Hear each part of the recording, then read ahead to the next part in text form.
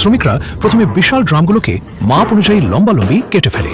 এরপর শুরু হয় চ্যাপ্টা করার প্রক্রিয়া। দুই দিক টেনে ধরে ধাতব চাদরটাকে সমান বিছিয়ে দেওয়া হয়। তারপর একে একে নিতে হয় ভারী প্রেস মেশিনের নিচে। মেশিনের চাপ পড়তেই ধাতব শিটগুলো একেবারে সমান সমান মসৃণ হয়ে বেরিয়ে আসে অপর পাশে। এবার সাইজ নিয়ে কাটা। কাটিং মেশিনের ধারালো ব্লেডের সামনে শিটগুলো ঢুকতেই ঝট করে কেটে যাচ্ছে 50 সেন্টিমিটার লম্বা ছোট ছোট প্যানেল। এই প্যানেলগুলোর উপরই তৈরি হবে সেলাই মেশিনের স্ট্যান্ড। এরপর আসে ডিজাইন কাটিং। প্রতিটি ধাতব টুকরোতে ডিজাইন অনুযায়ী ভেতরটা ফাঁকা করে কেটে নেওয়া হয়। যে জায়গাগুলো দিয়ে পরে মোটর বসবে নিচে ফাঁকা থাকবে আর মেশিনের কাঁপুনি কমবে।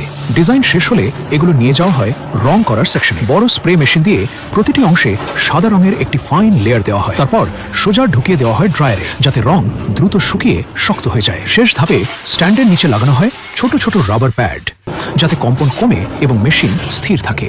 যেখানে পুরো ফিটিং করে তৈরি করা হয় চূড়ান্ত সেলাই মেশিন। কিছুক্ষণ আগেও যেগুলো ছিল সাধারণ তেলের ড্রাম, এখন সেগুলোই হয়ে গেছে এক একটা মজবুত টেকসই সেলাই মেশিন।